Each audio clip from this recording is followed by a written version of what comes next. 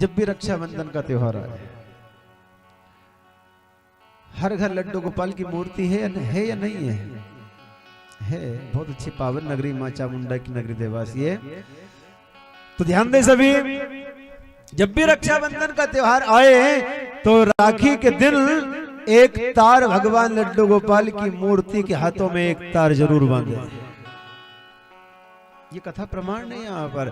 चाहे आपका नीचे वाला भाई कभी नहीं आएगा, कभी नहीं आ सकता किसी कारणवश, लेकिन अगर सच्चे मन से अगर आपने कृष्ण कन्हैया को भाई अगर मान लिया तो वो कृष्ण जरूर आएंगे, जरूर भाई बनकर के आएंगे। वो जैसे आज द्रौपदी ने भाई बनाया तो भाई का फर्ज निभा दिया कन्हैया ने वहां पर आकर के। दुखी नहीं होने दिया अपनी बहन को।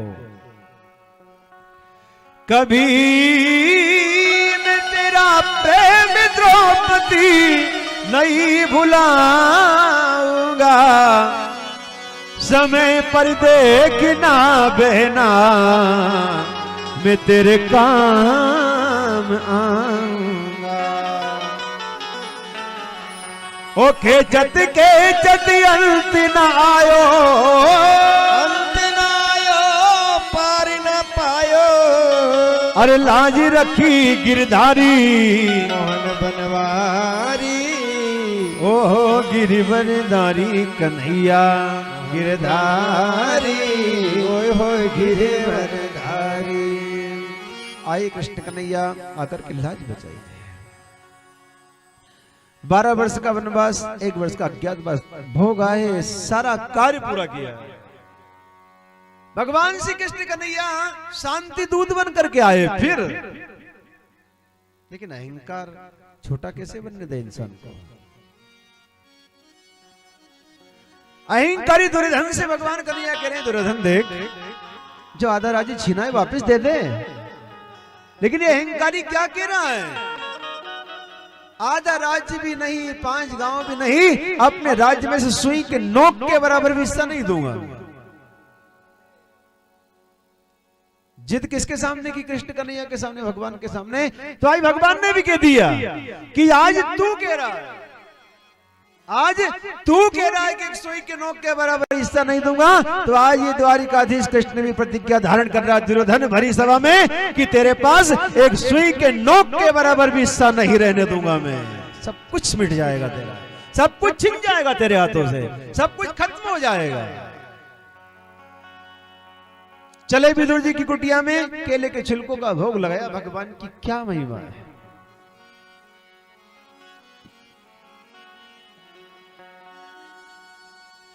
दुर्योधन के छोड़े में बा, दुर्योधन के छोड़े में बा, अरे सागी विदुरी गर पाई, प्रभु जी के भजन करे।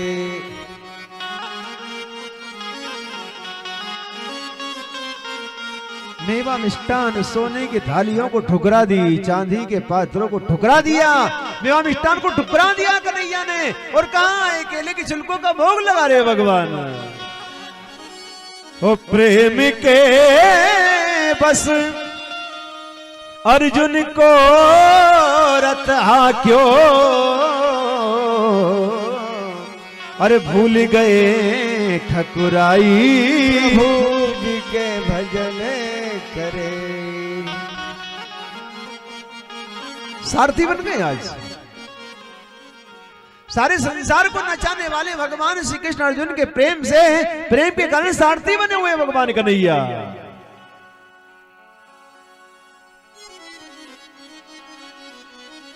ओ वृंदावन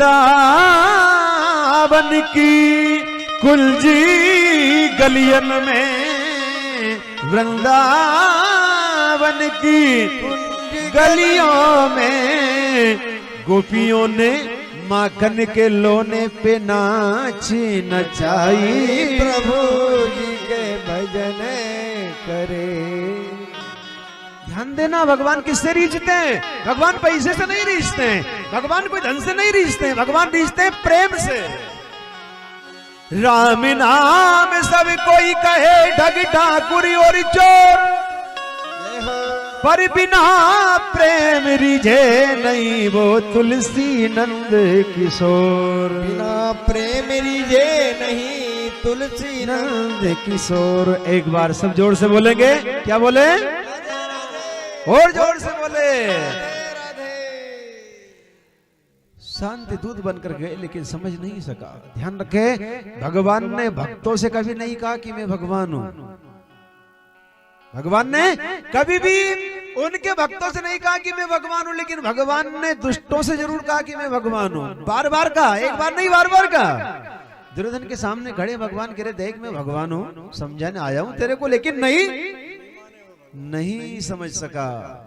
आज क्या हुआ? अर्जुन के रथ के सारथी बने कृष्ण कन्हैया, और 18 दिनों में भगवान श्री कृष्ण कन्हैया ने उस भगवान के सच्चे भक्तों को पग पग पे सहारा मिलता है।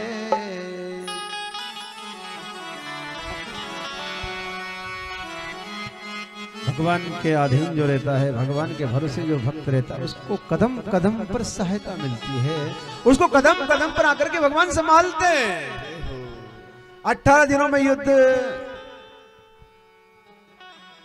हुआ और सारे दुष्टों का सर्वनाश हुआ।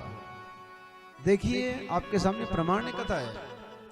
महारथी कर्ण भी अर्जुन से ज्यादा बलशाली था, अर्जुन से ज्यादा बलवान था, अर्जुन से ज्यादा युद्ध नीतियों को जानता था, अर्जुन से ज्यादा ये भी इसके पास शक्ति थी, अर्जुन से कहीं तक भी कम नहीं था। लेकिन किसकी ओर था ये अनीति की ओर था बस। और साथ में दानी भी था। ये तो कर्ण महादानी, जिसने जीवन भर सोने का दान किया। परंतु ध्यान रहे, अनीति का साथ दिया तो क्या दुर्दशा होती है। गंगा पुत्र भीष्म को देखिए, भगवान के भक्त थे, लेकिन अनीति का साथ दिया तो बाणों की सैया को पलटना पड़ा। गुरु द्रोणाचार्य, जिन गुरुदेव ने सारे 100 भाइयों को, ये 5 भाइयों को विद्या का अध्ययन करवाया, वो स्वयं गुरु युद्ध कर रहे, फिर तो जीत होनी थी दुर्योधन की। लेकिन नहीं, जीत होती है संसार में धर्म की, जीत होती है संसार में नीति की, सत्य की जीत होती है संसार में। 100 भाई थे, इधर 5 भाई थे, किसको जीतना था? 100 को जीतना था, परंतु हार गए। 11 अक्षौणी नारायणी सेना तो भगवान ने दे दी थी दुर्योधन को, और साथ उसके पास थी 18 अक्षौणी नारायणी, 18 अक्षौणी सेना थी दुर्योधन के पास, और 5 पांडवों के पास तो एक छोटी सी सेना की टुकड़ी थी, और कोई भी सूरवीर क्षत्रिय, कोई बड़े योद्धा नहीं थे इनके साथ। परंतु ध्यान रहे, विजय किसकी होती है? अर्जुन की होती है। क्योंकि अर्जुन के साथ कौन थे? जोर से बोले, कौन थे अर्जुन के साथ? कृष्ण भगवान थे। एक बार सब राधे राधे बोले। राधे राधे। ध्यान रहे, घर का संचालक अच्छा होना चाहिए, परिवार का संचालक अच्छा होना चाहिए। दुर्योधन के परिवार का संचालक कौन था? शकुनी मामा। और अर्जुन के परिवार का संचालक कौन? कृष्ण कन्हैया थे। तो कैसे हार हो सकती है? उनका रथ कैसे हार सकता है? उनके जीवन की नैया मझधार में कैसे डूब सकती है? अरे जीवन की नैया मझधार में तो उसी की डूबेगी जिनके साथ कृष्ण नहीं है, जिनके साथ गोविंद नहीं है। उनको जीवन भर भटकना पड़ेगा, उनकी नैया कहीं भाव सागर से पार हो ही नहीं सकती है बंधुओं।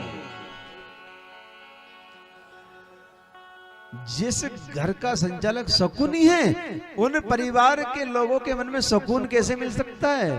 क्योंकि वहां तो शकुनी है, और जहां कृष्ण है वहां कोई बाधा नहीं है, जहां नारायण है वहां कोई दुख नहीं है, जहां गोविंद विराजमान है, जिस घर में, जिस परिवार में, उस घर में कभी कोई संकट नहीं आ सकता है। क्योंकि उनके घर में तो स्वयं संकट मोचन कृष्ण नंदलाल बैठे हुए हैं, मोहन मुरली बजैया बैठे हुए वहां पर। तो